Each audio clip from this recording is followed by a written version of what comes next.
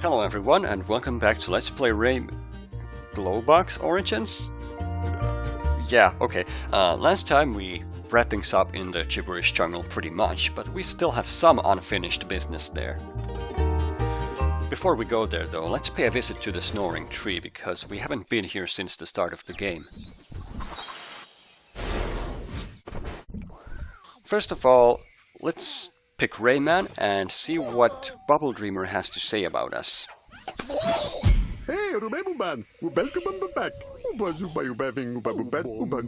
Yeah, you could say that.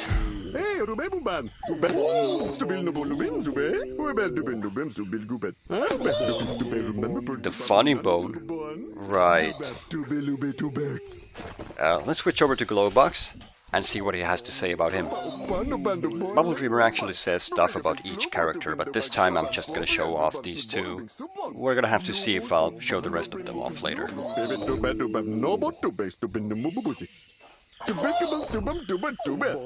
I'll tickle them alright.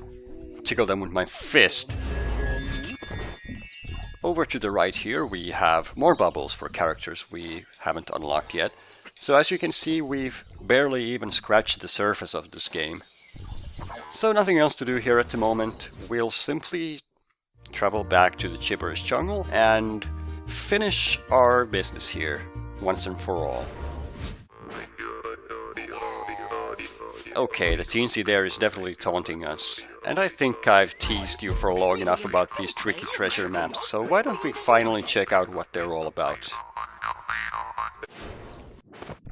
Okay, let's go find us that treasure. Oh, there it is. That wasn't tricky at all. No, wait. Don't run away. Just want to open you up a bit. I just want to see your insides. Oh man, this isn't gonna work. So, tricky treasure maps are auto-scrolling chase sequences. You can't actually grab the treasure during the map. You're gonna have to run the course to the end. There are so many ways to die in these maps. First of all, the screen catches up to you, you're dead. Second of all, the environment crumbles down to bits. Indirectly related to that, if you get hit by an enemy, even if you survive, it's gonna take too much time, the environment will be gone and you won't have time to salvage it anymore.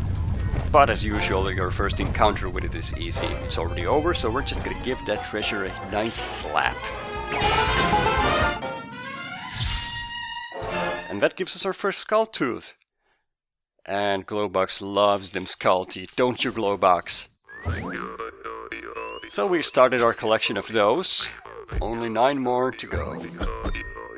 So getting back to business, when you finish a level, this alarm clock appears at the beginning of it. And once you give it a slap, it'll start a time trial. Probably no surprise to most of you.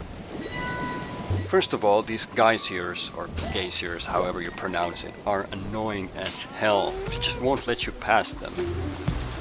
Speedruns are great, and they give the game a whole new focus.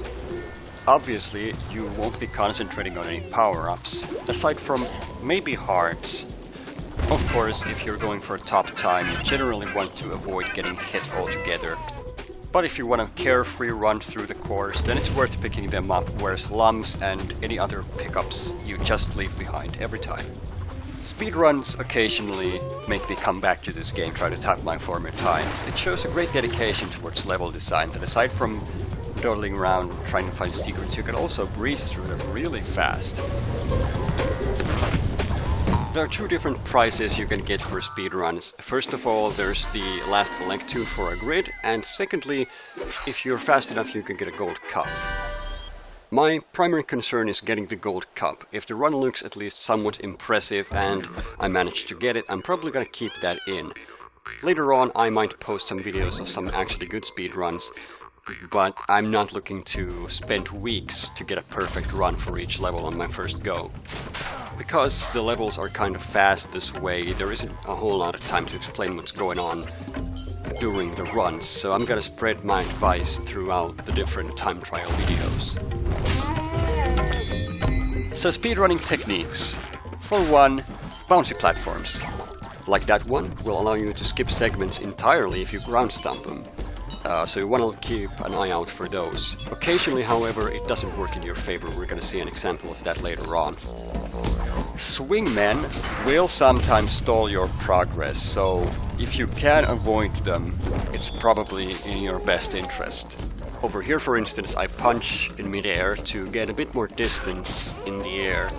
Of course, it also slows you down a bit, so it's faster if you can jump over them entirely without punching. But sometimes that can work in your favor as well.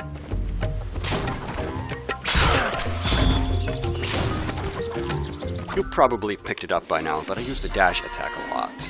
You can't chain the attacks directly, but if you jump, you can perform another dash attack once you hit the ground, so that's a really fast way of moving forward. Also, whenever there's a downward slope, you definitely want to dash in those, because it gives you greater speed still. Ugh, what a great start. Don't dash until you hit the ground, otherwise you attack in midair, and as I mentioned before, it will slow you down.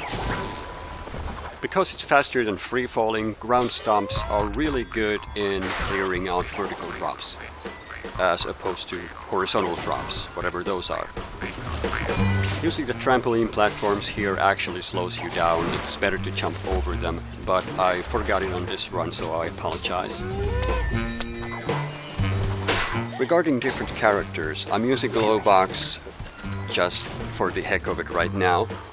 It really makes no difference which character you use. They all have the same basic attacks. I believe even their hitbox is the same, even though Glowbox is slightly bigger than Rayman.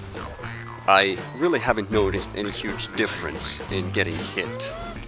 That also goes for teensies. Even though they're smaller than Glowbox or even Rayman, I really haven't seen any benefit in using them as far as hitboxes or speed goes, so it really doesn't matter which character you choose so long as you're comfortable with it.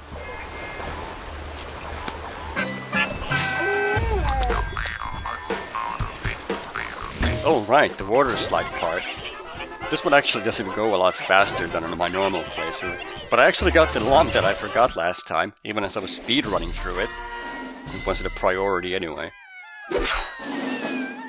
Wow, 30 seconds to spare. How could it possibly take any longer than that to finish this level, even if you're walking? Anyway, swinging caves is the last one we have to do, so let's get on with it. I really like the first section of swinging caves. If you can get your dashes and jumps just right, you can use the platforms and not lose any speed. Additionally, you can jump on enemies' heads to get you to the end of the section even faster. And admittedly, I didn't do all that great this time, but them's the breaks. Well, that was fortunate. I didn't really plan on getting hit, but at least it worked, and that section usually takes me a lot more time than that, so it's all good. Gotta love that drop, and especially the swingman. He always grabs you no matter what. These swingmen, however, aren't just terrible. That's the reason you want to think twice about ground stomping the platform sometimes, because apparently some swingmen don't appreciate it and will drop you if you do it. Annoying little buggers.